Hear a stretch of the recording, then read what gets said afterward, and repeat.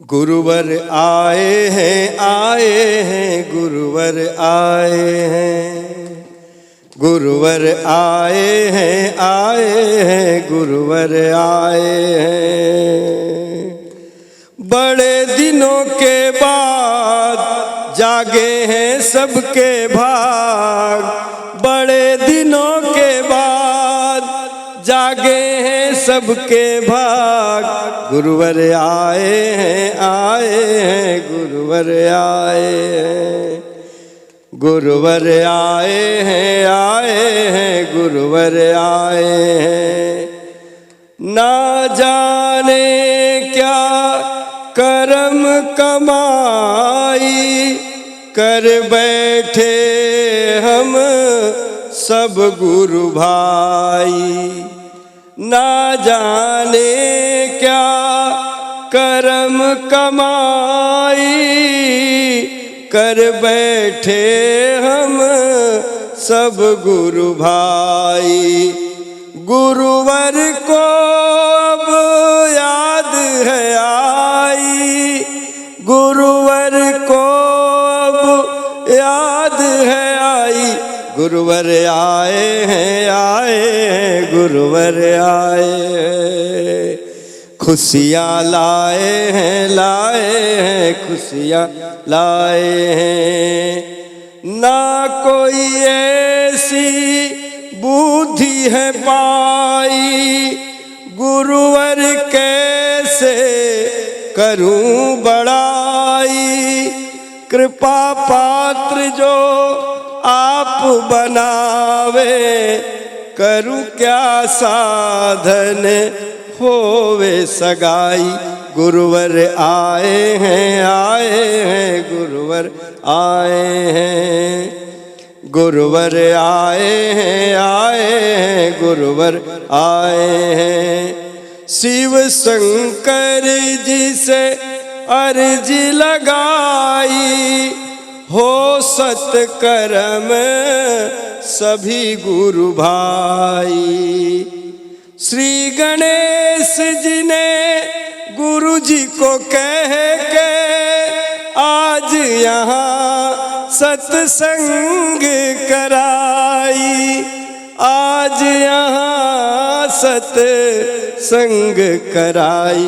गुरुवर आए हैं गुरुवर आए हैं, गुरुवर आए हैं गुरुवर आए हैं। वन्दे बोधमयं नित्यं गुरुं शङ्कररूपिणम्।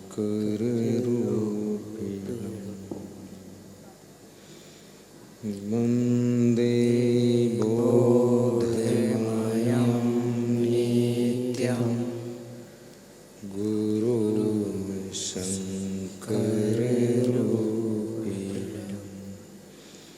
यमाश्रितो हि वक्रोऽपि चन्द्रः सर्वत्र वन्दते, चन्द्रः सर्वत्र वन्दते। गुकारश्चेऽन्धकारस्तु ऋकारस्तन्निरोधकृते। अन्धकार विनाशित्वात् गुरुरीति विधीयते, गुरुरीति विधीयते। वन्दे गुरुपद पदुम परागा, सुरुचि सुबास सरस अनुरागा। वन्दे गुरुपद पदुम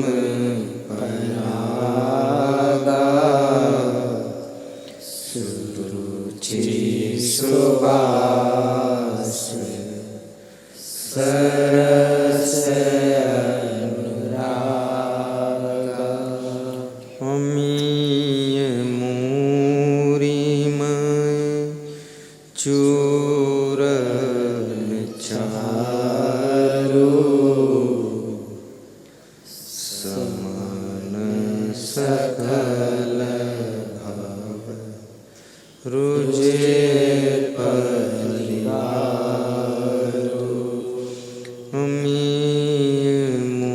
मूरी माय चूरन चारो समान सकल भाव रुजे परिवारो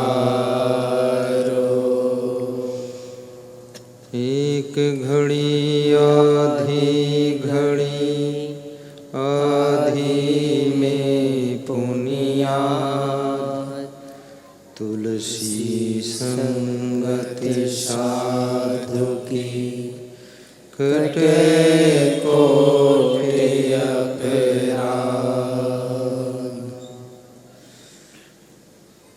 उपकारिणी में उपकार गुरु दानिनी में गुरुदान रक्षक में रक्षक गुरु गुरु समय अन्य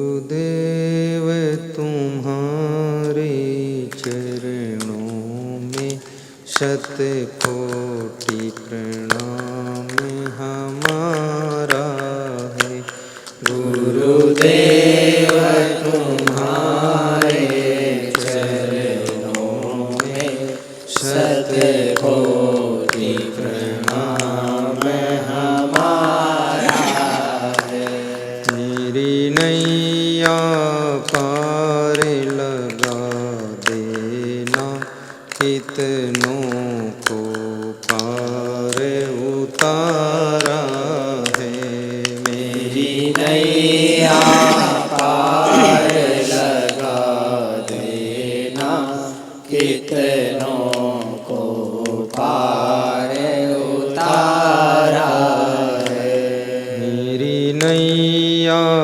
पार लगा देना कितनों को पार उतारा है मेरी नैया पार लगा देना कितनों को पार उतारा है आंधी जब हमें हिला देती आंधी जब हमें हिला देती ठंडी जब हमें कपा देती ठंडी जब हमें कपा देती मुस्कान तुम्हारे अधरों की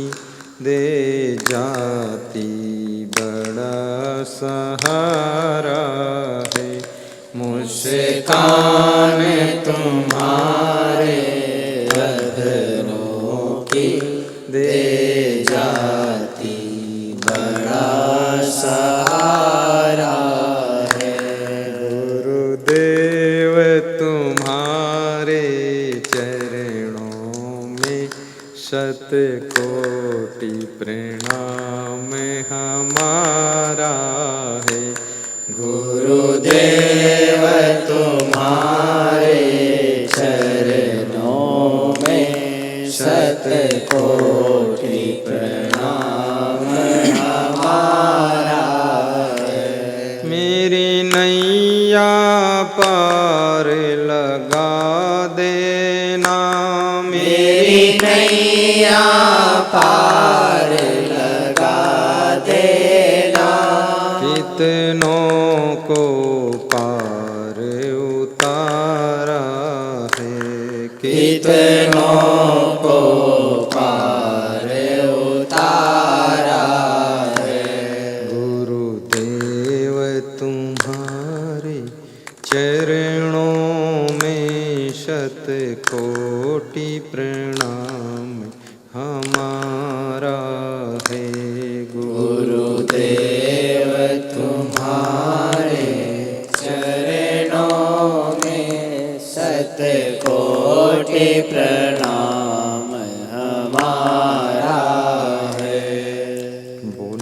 सद्गुरु भगवान की जय। विश्वनाथ भगवान की जय।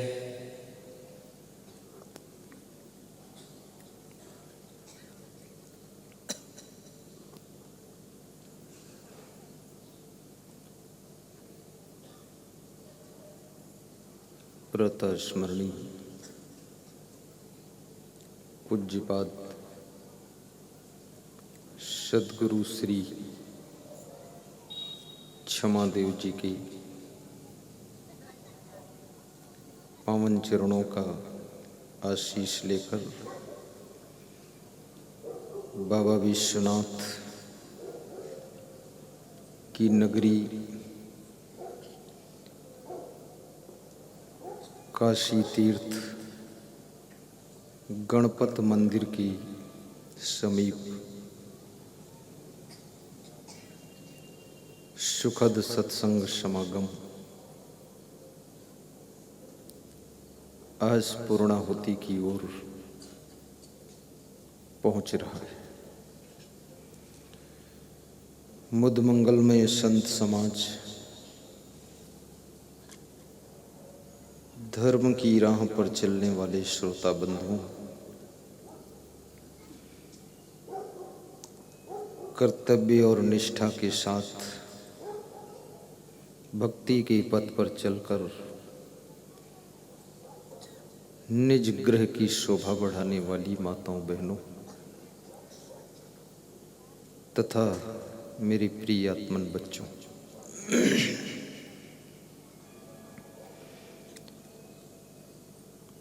व्यास गादी समस्त श्रोताओं को धन्यवाद देती है।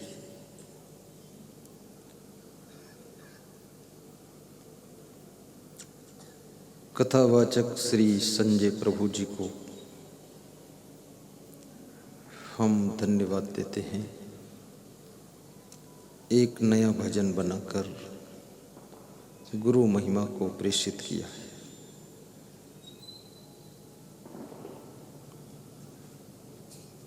विजय जी से कहूँगा संजय प्रभु को एक माला पहनाकर सम्मान करें।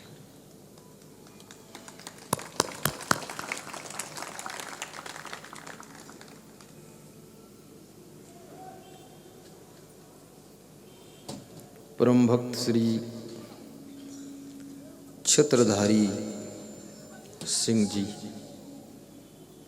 जो अध्यात्म के गहरे जानकार हैं, उनसे भी कहूँगा वे व्यास गादी पर आएं और उनको श्री अजय जायसवाल जी मुख्य आयोजक माला पहनाकर सम्मान करें। अजय जायसवाल के मन में, विजय मौर्य के मन में बहुत वर्षों से इच्छा हो रही थी गुरुदेव को बुलाऊं, सत्संग कराऊं, परंतु उनके उद्देश्य को सफल बनाने में साहस बंधाने वाले, भूमिका बनाने वाले ये संजय प्रभु जी कथावाचक और छत्रधारी सिंह आध्यात्मिक मर्मज्ञ व्यक्ति, ये दोनों की बहुत बड़ी भूमिका रही है कि हमारे दोनों भक्तों को भारी सहयोग दिया है। तन मन धन से, बुद्धि से, सब तरह से। ताली जोर से बजा दो।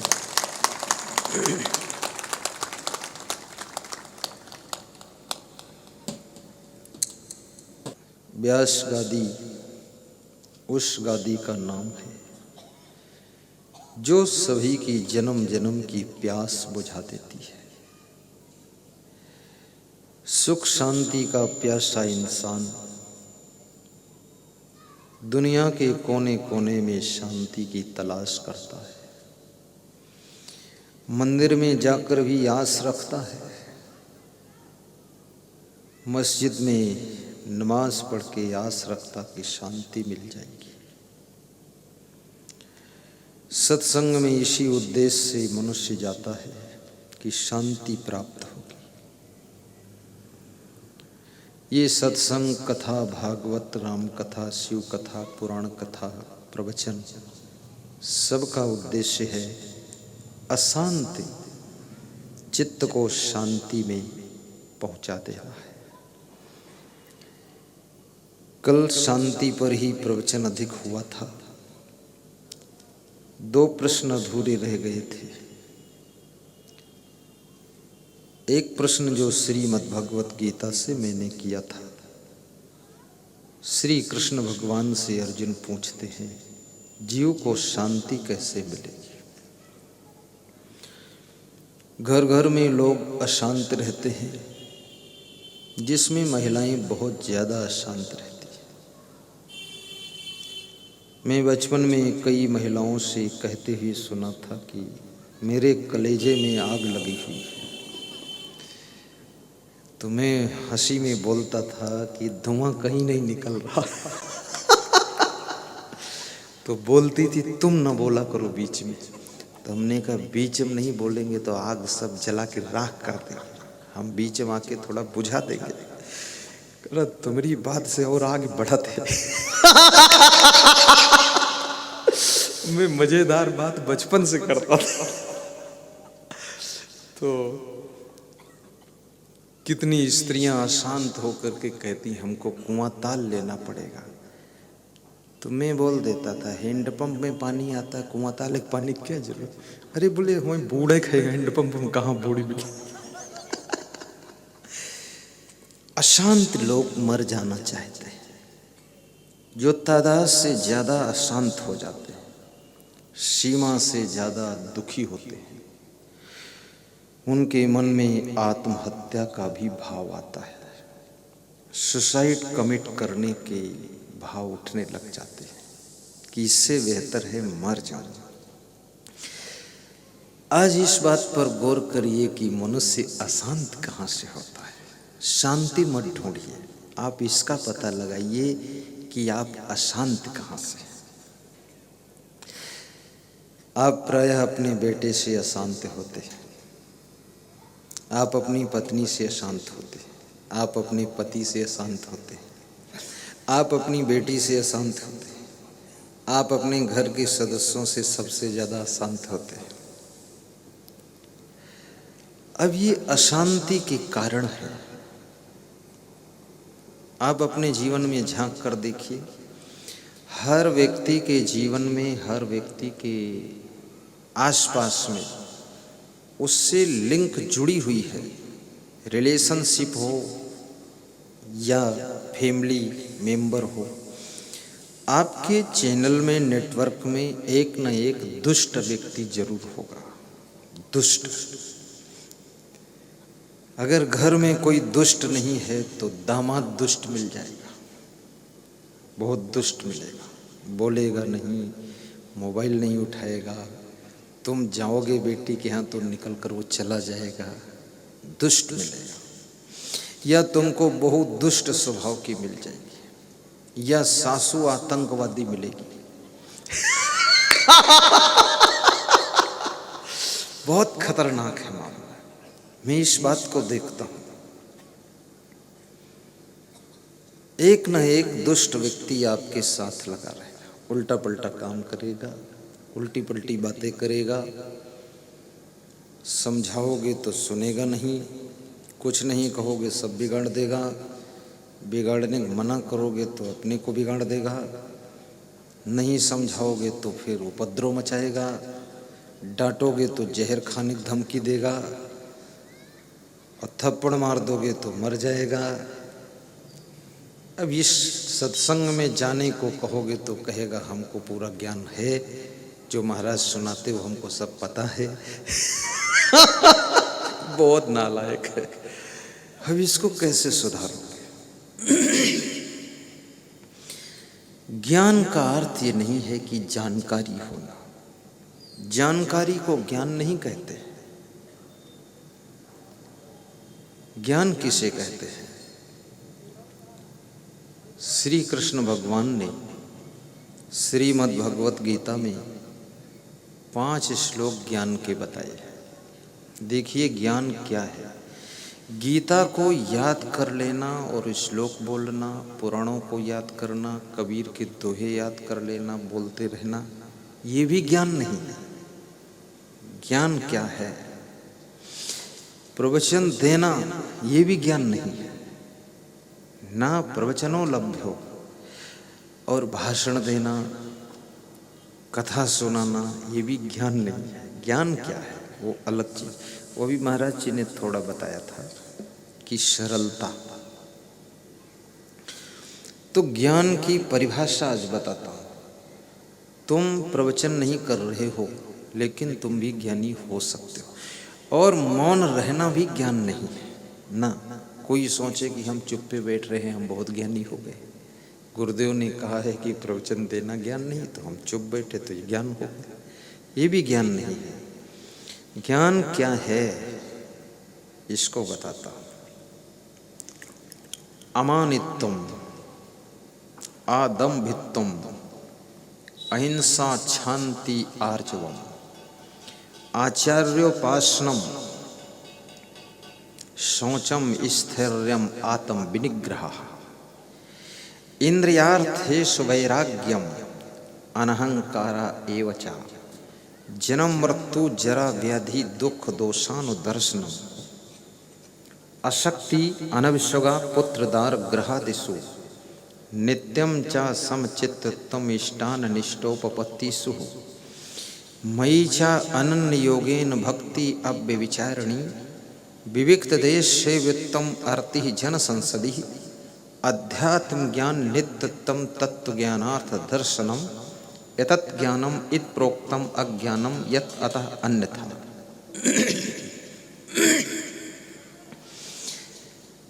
थोड़ा सा इसका अर्थ बता देता हूं 2 मिनट में। ज्ञानी का लक्षण, इस व्यक्ति को ज्ञान हो गया है, इसकी पहचान क्या है? अमानित्वम। अमानित्वम अर्थात योग्य होते हुए भी, श्रेष्ठ होते हुए, पूज्य होते हुए भी, महान होते हुए भी सबके साथ में सरलता का व्यवहार करना, ये ज्ञानी का प्रथम लक्षण है। वो व्यक्ति ज्ञानी है। अमानित्वम, जिसको अभिमान नहीं है कि मैं बड़ा हूं, मैं योग्य हूं, है योग्य। दूसरे कहते हैं आप बहुत योग्य हो, पर वो उस चीज का अभिमान नहीं करता है। अमानित्वम, अदम्भित्वम, और जिसके पास में दंभ नहीं है, दंभाचरण, दिखावा। आज की तारीख में लोग दिखावा बहुत करते हैं। सड़क पर निकलते हैं तो ऐसा लगता है कोई इंद्र परी जा रही है, और पुरुष को देखो तो ऐसा लगता है कि वाह वाह, देवलोक से कोई आया है, सुंदर सलोना। दूसरों को दिखाने के लिए हंस हंस कर बात भी करते हैं, घर में जाकर भी पूरी रगड़ी मचाते हैं। ये दंभ मत करो।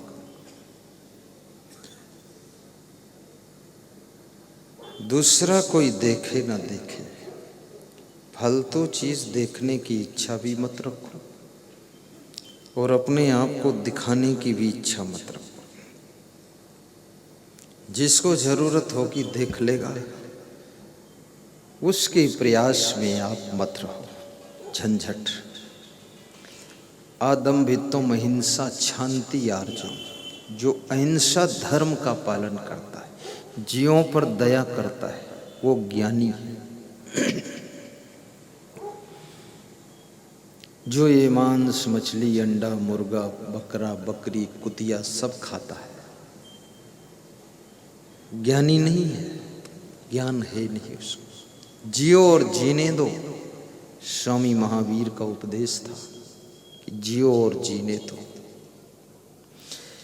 अहिंसा, शांति आर्जो, और जिसके पास में क्षमा भाव है, गलती होने पर क्षमा मांग लेता है और दूसरों से गलती हो उन्हें क्षमा भी कर देता है, वो ज्ञानी है। हर घर में क्षमा भाव की आवश्यकता है। आप दिन भर में संकल्प कर लीजिए कि 3 बार मेरी पत्नी कोई गलती करेगी तो हम क्षमा कर देंगे, कुछ नहीं कहेंगे। 3 बार से ज़्यादा वो करेगी भी नहीं, वो भी समझ जाएगी 3 बार तक क्षमा है, 3 बार कर देगी, 4थी बार धमी धमा है। 4थी बार समझाइए, 5वीं बार थोड़ा डांटिए, और डांटने से भी न सुधरे तो साइड लीजिए थोड़ा, बस अंतर्मुख हो जाइए। जिद्दी और हठी और क्रोधी, ये 3 स्वभाव जिसके हों उसे मूर्ख समझना चाहिए, और जो मूर्ख हो उसको समझाने के चक्कर में पड़ना भी नहीं चाहिए, वो समझेगा नहीं। ये 3 लक्षण मूर्ख के होते हैं। किसी बात पर वो जिद कर सकता है, किसी पॉइंट पर हट कर सकता है कि ऐसा ही होगा, और किसी बात के लिए क्रोध में बहुत आ जाएगा, विवेक नहीं करेगा और क्रोध कर देगा। और ये क्रोध, जिस व्यक्ति को क्रोध ज़्यादा आता है उसके घर में न तो शांति रुकने वाली है और न तो लक्ष्मी की कृपा होगी वहाँ। क्रोधी लोगों को लक्ष्मी छोड़कर चल देती है। क्रोध बहुत बड़ा नुकसान करता है।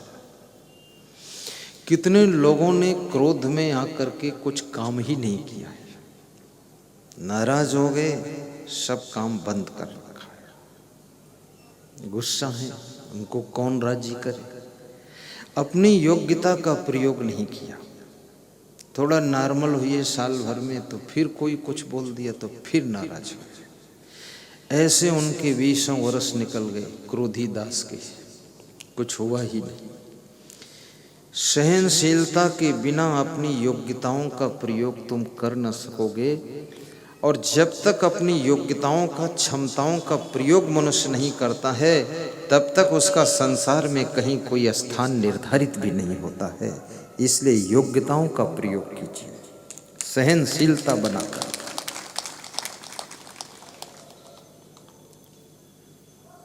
गम खाने वालों की जिंदगी की गम मिट जाती है, जो गम नहीं खाते हैं वे खुद मिट जाते हैं। और गम खाने से तुम छोटे नहीं हो जाओगे। पति पत्नी के बीच में किसी की हार जीत नहीं होती है, दोनों शरीर 2 हैं लेकिन एक साथ जुड़े हुए हैं। पति की हार पत्नी की हार है, पति की जीत पत्नी की जीत है। कितने पति पत्नी आपस में हार जीत का युद्ध करते रहते हैं, तर्क वितर्क बातों में, पूरी वकालत, कोर्ट बना दिया घर को। जहाँ पर तर्क वितर्क कुतर्क शांत हो जाते हैं वहाँ पर प्रेम की शुरुआत होती है। बकवास बंद कीजिए,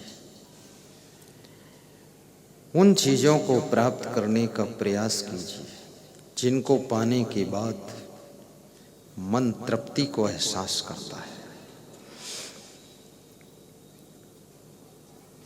आर्जवम का अर्थ होता है सरलता। जिनके मन वाणी स्वभाव में सरलता है वो ज्ञानी होता है। सरल बनो, जटिल स्वभाव मत बनो। एडजस्ट करना सीखो।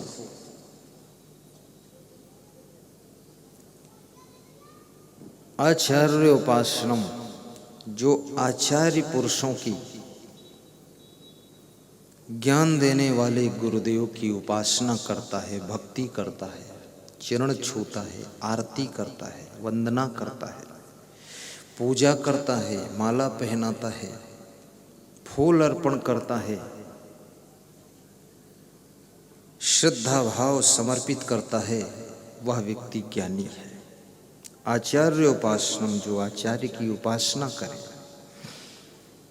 शौचम, और जिसमें पवित्रता है, शुद्धता है, सफाई है, जिसका मन भी शुद्ध है, वाणी भी शुद्ध है और स्वभाव भी अच्छा है, घर में भी पवित्रता है, गाड़ी भी शुद्ध पवित्र साफ है, जिसका भोजन भी शुद्ध पवित्र है, ऐसा वैसा खान पान नहीं है, शाकाहारी भोजन, अल्पाहारी भोजन, फलाहारी भोजन, दूधाहारी भोजन, 24 घंटे में थोड़ा फल भी खा लीजिए, और सबसे सस्ता फल, भोजन के बाद एक केला खा लिया करो, सब हजम करेगा। सवेरे एक मूली, 2 गाजर, 1 टमाटर, थोड़ा थोड़ा टुकड़ा काट के छोटा छोटा, हरी मिर्च टुकड़ा काट के सेंधा नमक मिलाकर चबा चबा कर नाश्ते में 7 दिनों में, सप्ताह में 5 दिन खा लो। पेट में भूख लगेगी, पेट भी कम होगा, वेट भी कम होगा, डाइजेशन सिस्टम स्ट्रांग होगा, कब्जियत खत्म होगी, ताजगी लगेगी, बुद्धि का स्मरण बढ़ेगा। जब तक भूख न लगे भोजन मत कीजिए, कम से कम खाकर भी देखिए। अधिक कठोर श्रम करते हो तो थोड़ा भोजन की खुराक बढ़ाना पड़ेगा। यदि हार्ड वर्क नहीं है, स्मार्ट वर्क आपके पास है, भोजन बहुत कम लीजिए। शौचम, और भोजन पवित्र बनाइए, शुद्ध बनाइए। कितने घरों में पवित्रता की बहुत बड़ी कमी है, गंदगी बहुत है,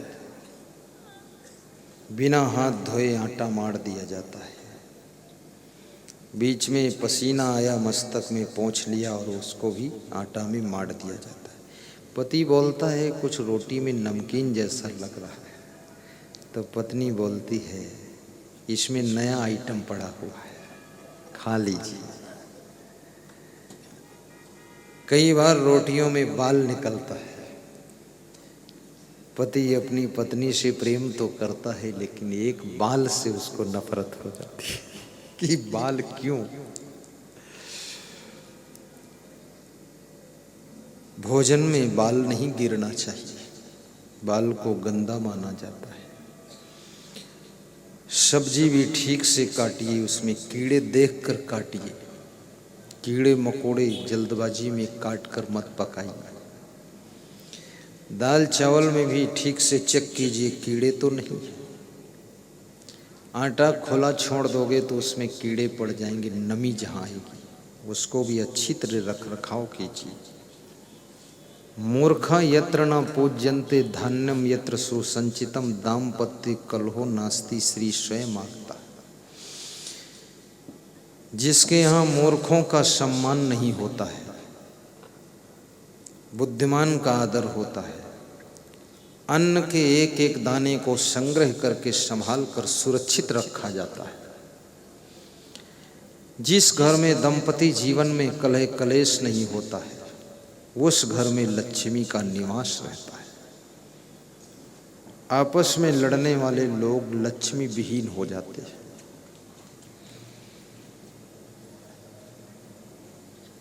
शौचम स्थैर्यम, जिसका चित्त स्थिर है, चित्त चंचल नहीं है, वो ज्ञानी है।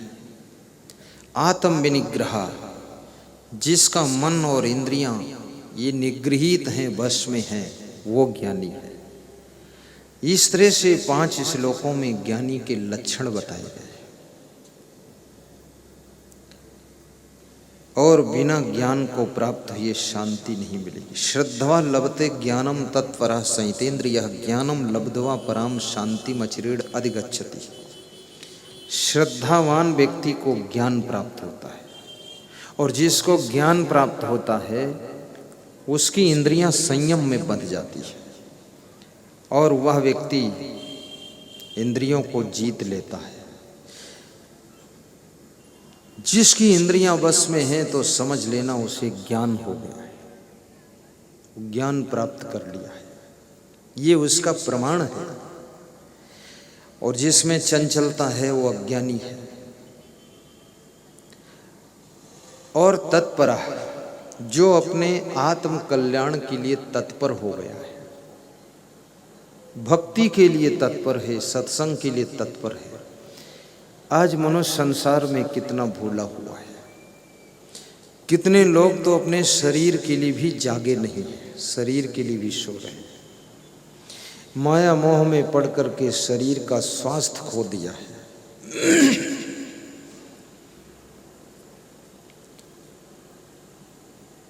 भूत पिशाच की तरह दिन रात शरीर के स्वास्थ्य का ध्यान ही नहीं रहा है। 1 घंटा कम से कम शरीर को स्वस्थ रखने के लिए जो लोग बैठे रहते हैं, जिनके पास काम है उनका तो व्यायाम काम में ही हो जाता है। जिनके पास काम नहीं है मोटा, उनको फिर अलग से व्यायाम करना पड़ेगा, तब शरीर स्वस्थ रहेगा। और इस मन को संभालने के लिए भी समय निकालिए, थोड़ा सत्संग में भी जाइए। आज एक सज्जन बैठे थे हमारे पास में, और कई लोग थे, तो कह रहे थे आपके प्रवचन से हमको फायदा हुआ है। हमने कहा क्या हुआ? बोले हमारी पत्नी आधा सुधर गई है, ऐसा बोल रहे थे। इसमें भी शायद बैठे हों। खैर डरे मत, मैं उनको खड़ा नहीं करूंगा, क्योंकि इज्जत का सवाल है। पति पत्नी दोनों आए होंगे, अगर खड़ा कर दिया, नाम ले लिया, तो पत्नी फिर उनको जाकर घर में ठीक करेगी कि तुम हम सुधरे हैं तो क्या बदनामी करते रहोगे। सुधरे का मतलब है पहले बिगड़े थे तब तो सुधरे। कोई कहे हम बीड़ी पीना छोड़ देने का मतलब पहले पियते रहो तुम। तो सुधरना, ये प्रवचन, ये सत्संग, ये ज्ञान की बातें आपके स्वभाव को सुधारती है, चरित्र को सुधारती है। और जिसका स्वभाव सुधर जाता है, घर वही रहेगा, घर वाले वही रहेंगे, सामान वही, गाड़ी वही, साड़ी वही, लेकिन शांति मिलेगी आपको। स्वभाव का बहुत बड़ा प्रभाव होता है। देखिए, गौर कीजिए, आपके किस किस स्वभाव से आपको डिस्टर्ब हो रहा है। जिनके स्वभाव नहीं ठीक है उनकी उन्नति रुक जाती है, और जिनका चरित्र ठीक नहीं उनका विकास रुक जाता है। और जिनके स्वभाव अच्छे नहीं हैं उनके घर में अशांति ज्यादा रहती है। और वो सज्जन ये भी कह रहे थे कि हमारे में भी परिवर्तन आया है। अब मैं घर जाता हूँ, वहाँ कुछ इधर उधर पड़ा वड़ा मिलता है तो मैं खुद सुधार देता हूँ उसको। पहले उसी छोटी छोटी बात में उलझते थे। थोड़ा स्वयं भी सेटिंग कर लिया करो, 5 मिनट पे सेटिंग हो जाएगी। और ये भी याद रखना, तुम कितनी सेटिंग करो, तुम्हारे घर में कुछ सदस्य ऐसे हैं जो आपकी सेटिंग को दिन भर बिगाड़ते रहेंगे। तुम गुलदस्ता इधर रखोगे वो उधर लगा देंगे, कहीं गिलास लुढ़क रहा। कितने घरों में, बड़े बड़े कीमती घर मैंने देखा, 50 लाख में घर बना है, 10 करोड़ में घर बना है, और घर में सामान सब बिखरा पड़ा है, कहीं गिलास लुढ़क रहा है, कहीं कुर्सी उल्टी पड़ी है, और उनके बेडरूम में देखो तो लगता है कि इसमें कोई जानवर सब रौंदिन है उलझा पड़ा है, सब तकिया उल्ल उधर गिरी पड़ी है और सब चादर वादर सब रौंदी है और अस्त व्यस्त पूरा घर ध्वस्त, और फिर भी लोग मस्त।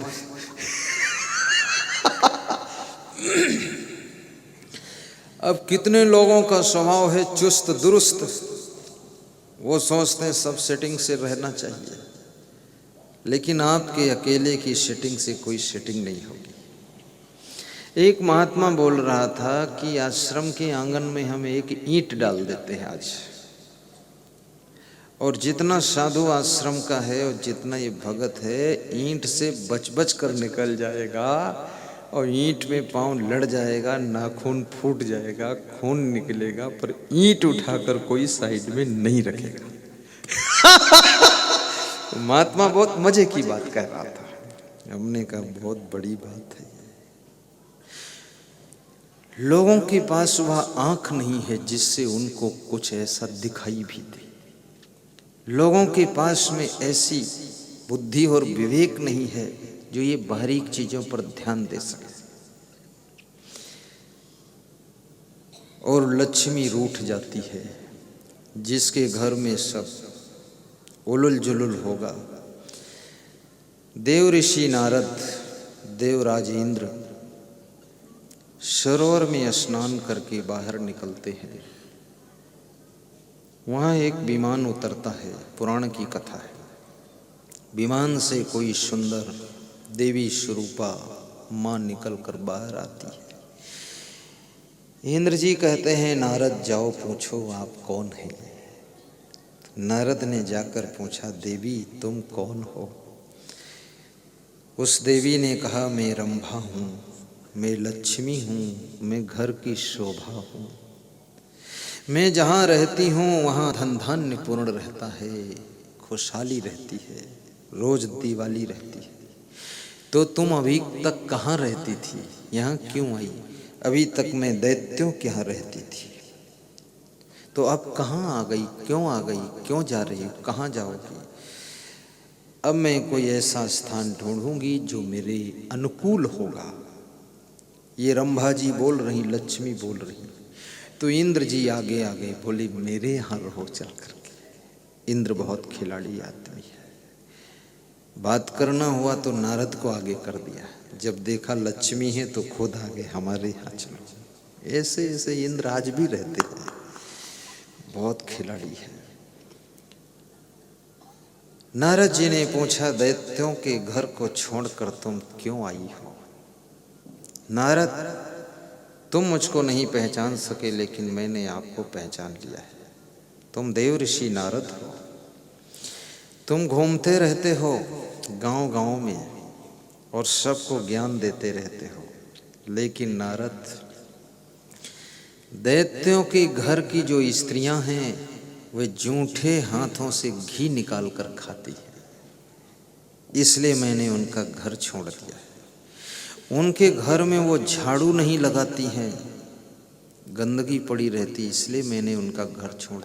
उनके घर में हंसिया, खुरपा, गिलास, थाली सब इधर उधर बिखरे पड़े रहते हैं सामान, इसलिए मैंने उनका घर छोड़ा है। उनके घर में पति लोग गालियां बहुत बकते हैं, इसलिए घर छोड़ दिया है। उनके घर में स्त्रियां 7-7 दिन स्नान नहीं करती हैं, उनके शरीर से बदबू आती है, इसलिए घर छोड़ी हूँ। उनके घर में शराब पीने लग गए हैं लोग, आपस में लड़ाई बहुत करते, इसलिए उनका घर छोड़ी हूँ। तो अब कहाँ रहोगी रंभा लक्ष्मी जी? जहाँ मुझे अनुकूल वातावरण मिलेगा, सफाई शुद्धता होगी, जहाँ के लोग मृदुभाषी होंगे, जिस घर में जूठे हाथों से घी नहीं निकाला जाता होगा, जिस घर के लोग जोर जोर चिल्लाकर बात नहीं करते होंगे, जिस घर के लोग एक दूसरे का सम्मान करते हैं, जिनके द्वार पर अतिथि का आदर होता है, जो लोग भक्ति करते हैं, जो लोग आपस में राग द्वेष नहीं करते हैं, उनके घर में मैं रहूंगी। मुझे कोई रखना चाहता है तो अपने घर को ऐसा बनाए। तुम्हारे कितने रूप हैं लक्ष्मी जी? मेरा एक रूप है जिसको लोग धन लक्ष्मी कहते हैं, लेकिन मेरा दूसरा रूप है जिसे बहुत कम लोग जानते हैं, वो शांति रूपी लक्ष्मी भी मैं हूँ। और इन लक्षणों को जो अपनाता है उसी के यहाँ मेरा निवास होता है। ये मैंने बहुत वर्ष पहले कहानी पढ़ी थी पुराणों में, वो आज आपको सुनाया हूँ। लोग चाहते हैं लक्ष्मी जी सदा सहाय। अभी लक्ष्मी पूजा हुई है, लोग नोटों की गड्डियाँ निकाल निकाल कर रख कर पूजा करते हैं, सोना चांदी भी निकाल कर पूजा करते हैं। अरे असली लक्ष्मी को पहचानो। जिस घर में गृह लक्ष्मी का सम्मान होता है उस घर में धन लक्ष्मी भी टिकती है, और जिस घर में ये दोनों लक्ष्मी खुश रहती हैं वहीं पर शांति रूपी लक्ष्मी भी रहती है।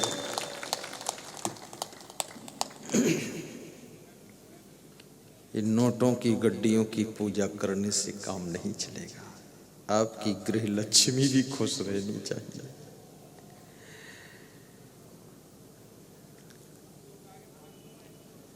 श्रद्धा लभते ज्ञानम तत्परा संयतेन्द्रिया, ज्ञानम लब्ध्वा पराम शांति मचरेड अधिगच्छति। कृष्ण कहते हैं जिसको ज्ञान प्राप्त हो जाता है उसे फिर शांति प्राप्त होती है। आप अशांत हैं इसका मतलब अभी ज्ञान हुआ नहीं है, और फिर भी कहते हैं हमको सब ज्ञान है, मालूम है, जानते हैं। कहाँ ज्ञान हुआ है? ज्ञान हो जाता तो बहुत शांति दिखाई देती, और शांति जिसके अंदर होती है वो व्यक्ति हमेशा दुख में, सुख में, हानि में, लाभ में, संयोग में, वियोग में, उतार में, चढ़ाव में, लेन देन में, हर कंडीशन, पोजीशन, सिचुएशन में वो प्रसन्न रहता है। प्रसन्नता तुरंत समझ लेता है अब क्या करना है। व्यापार की हानि भी उसको दुखी नहीं कर सकती है, धन की हानि उसको घायल नहीं कर सकती है। परिवार का कोई सदस्य मृत्यु को प्राप्त हो गया है, वो भी उसकी आत्मा को विह्वल नहीं कर सकता है। वो समझता है, ज्ञान है कि ये मृत्युलोक है, यहाँ किसी का शरीर अमर नहीं है, सबको एक दिन जाना है, सबका वियोग होना है। संयोग है तो वियोग होगा ही, दिन है तो रात होगी ही, जहाँ लाभ है वहाँ कभी हानि होगी ही। ये सब जोड़ा है। तो आज का प्रश्न है, महात्मा विदुर से महाराजा धीराज धृतराष्ट्र ने पूछा है कि वह कौन से लोग हैं जिनके घर में लक्ष्मी का निवास रहता है। विदुर जी कहते हैं उनके घर में 5 बातें हुआ करती हैं। कौन कौन 5 बातें विदुर बताइए, वर्णन कीजिए। विदुर कहते हैं, राजन, वश्येन्द्रियम जितात्मानम धृतदंडम विकारिषु पारिच्छिकारणम अत्यंत धीरम श्री निर्सेवते। ये 5 बातें। पहली बात ये है वश्येन्द्रियम, जिनकी इंद्रियां वश में रहती है, जो चंचल दास नहीं है, कंट्रोल में रहते हैं, जिसकी आंख भी कंट्रोल में है, कान भी कंट्रोल में है। ये छोटी छोटी इंद्रियां आपकी नियंत्रण से बाहर होती हैं, बहुत खतरा पैदा करती हैं। आंख से क्या देखना चाहिए, क्या नहीं देखना चाहिए, किस अंदाज में देखना चाहिए, किस भाव से देखना चाहिए, कान से क्या सुनना है, क्या नहीं सुनना, ये डिसीजन आपको लेना है। ये कान डिसीजन नहीं लेंगे, आप लेंगे। जीवा से क्या बोलना है, कब बोलना है, कब चुप रहना है, ये डिसीजन आपको लेना है।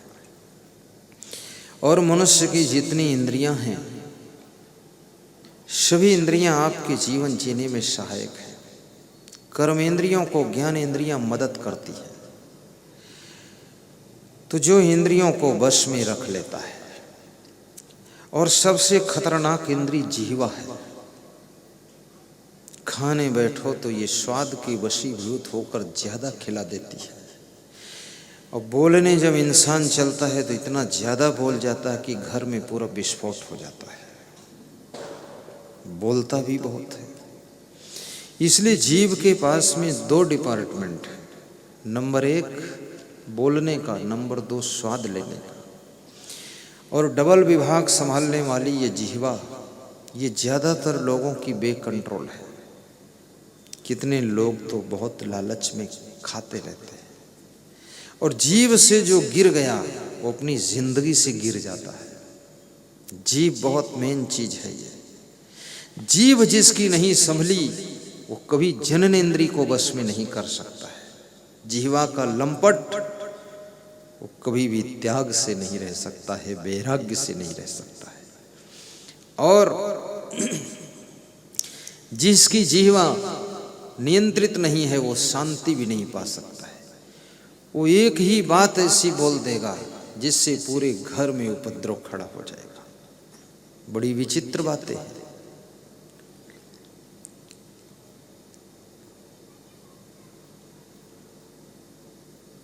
जीव को संभालना ये बहुत बड़ी साधना है। नाराज न हुआ करो, समय को बर्बाद न किया करो, धन की फिजूल खर्ची न किया करो, जहाँ आवश्यक है खर्च करना वहाँ कंजूस न बना करो, बुरे कार्यों में खर्च करने के लिए आगे मत बढ़ा करो, अच्छे कार्यों के लिए दोनों हाथ खोलकर खर्च भी किया करो।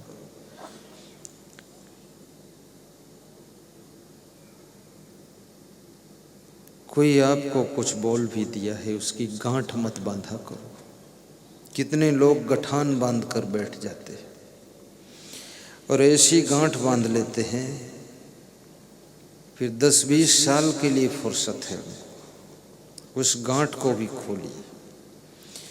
क्योंकि जिस विषय पर नाराजी हुई थी वो आदमी अब बदल चुका है, काफी चेंज हो गया है। और मनुष्य उसी का नाम है जो हर घंटे बदलता है। सुबह, दोपहर, शाम, रात्रि, ये टाइमों में परिवर्तन होता है। आदमी का नेचर चेंज होता है। सुबह जो लोग आपको मुस्कुरा कर मिलते हैं, दोपहर में थोड़ा सा मुंह फुला कर मिलते हैं, शाम को फिर हंस कर मिलते हैं, और रात में पैर छू करके कहते हैं जो कुछ हो आप ही हो और कोई नहीं है। और सुबह फिर गुस्सा में बैठे हैं, मन में नाना प्रकार के विचार उठते रहते हैं। जो जो विचार जिस तरह का नेगेटिव पॉजिटिव आता है उससे प्रभावित होकर के उनके चेहरे पर भाव भंगिमाएं झलकने लग जाती हैं। इसलिए आदमी का स्वभाव भी बहुत जल्दी जल्दी चेंज होता रहता है। तुम समझते हो ये वही है, वो वही नहीं है। राजस्थान के एक भक्त कह रहे थे, मेरा बेटा अमेरिका में है, 3 लाख रुपये महीने पाता है, लेकिन मेरी ओर से मैं उसको बेटा कहता हूँ, वो अपनी ओर से अब मुझको बाप नहीं कहता है। तो मैंने कहा क्या कहता है फिर? बोले कुछ नहीं कहता है। मैं फ़ोन करता हूँ बेटा ठीक हो, तब वो कहता है बिल्कुल ठीक हूँ, और वो फ़ोन भी कम लगाता है। तो मैंने कहा अब बेटा किसी दूसरे का भी हो चुका है, अब उस पर से अधिकार धीरे धीरे कम कर लीजिए, संतोष कीजिए, उस माल का मालिक कोई दूसरा बन चुका है, तुम ज़्यादा टेंशन मत लीजिए। बहुत दुनिया के अंदर माया मोह भरा हुआ है, थोड़ा मोह से मन को हटाना भी सीखो। आखिर मृत्यु सबसे तुमको अलग कर देगी। इसलिए जीते जी मन को कमल की तरह रखो, रहो साथ में, करो काम सब ठीक ठाक, लेकिन उसमें डूबो मत, व्यथित मत हो, दुखित मत हो। अपने आप को दलदल से ऊपर उठाना भी सीखो। ये जीने की कलाएं हैं। इस किचकिच में, कले कलेश में कितने लोगों की जिंदगी सब जीरो पर चली गई है। कितने लोगों की पूरी जिंदगी सब रोते धोते और चिल्लाते हुए निकल गई है। इस जीवन को दुख में मत डुबा कर रखो।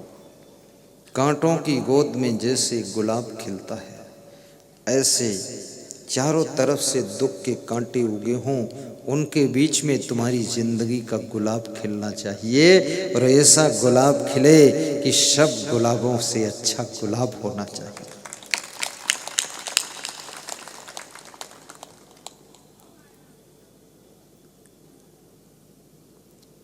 वशेंद्रियम जितात्मानम।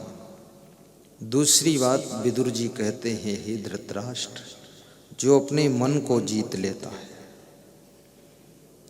वह व्यक्ति लक्ष्मी का अधिकारी बनता है। मन की तरंग मार लो बस हो गया भजन, आदत जरा सुधार लो बस हो गया भजन। ये बड़ा सुंदर भजन है।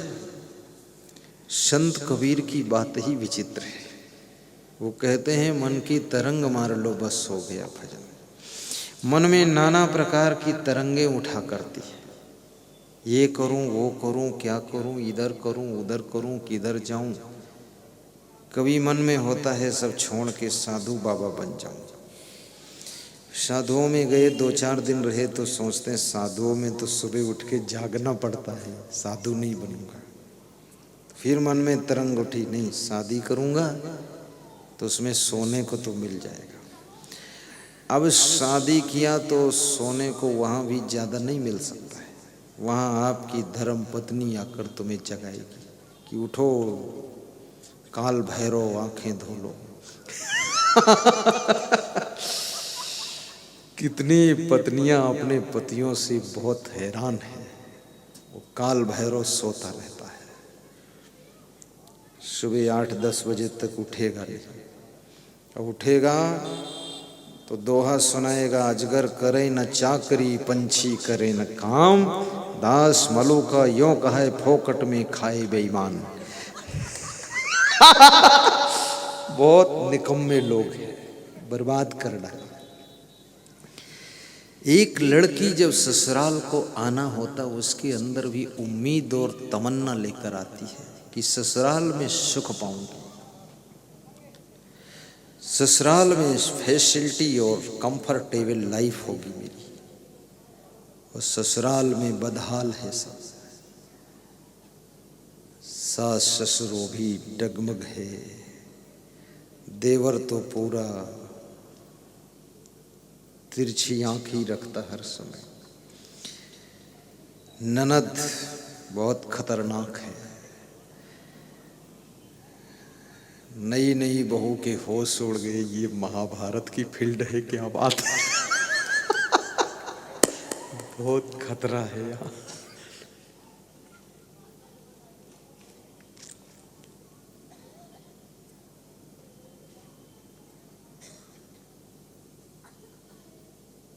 प्रेम की चाहत लेकर हिम्मत बांधकर मायका छोड़ कर आई थी। शुरू से ही संग्राम प्रारंभ हो गया। बाद को पता चला पति देव दारू भी पीते हैं। फिर मालूम हुआ पति देव जुआ भी खेलते हैं। फिर मालूम हुआ पति देव क्या नहीं करते हैं, सब अवगुण है इसमें। अब फंस गई वो लड़की। लड़कियों का जीवन भी बड़ा पराधीनता में फंस जाता है। मैं सभी पतियों से कहूँगा, जो पति बनने की उम्मीदवार हैं उनसे भी, जो बन चुके उनसे भी, आपको पाने के लिए आपकी पत्नी अपने माँ बाप को, भाई बहन को, गांव को छोड़ कर आती है, तो क्या उसके लिए तुम्हारे लिए इतना छोड़ा है उसने क्या उसके लिए तुम ये दारू नहीं छोड़ सकते हो, ये बीड़ी नहीं छोड़ सकते हो, ये आलस नहीं छोड़ सकते हो, जिसको छोड़ने से तुम्हारा जीवन भी धन्य होगा और पत्नी का जीवन मुस्कुराने लग जाएगा।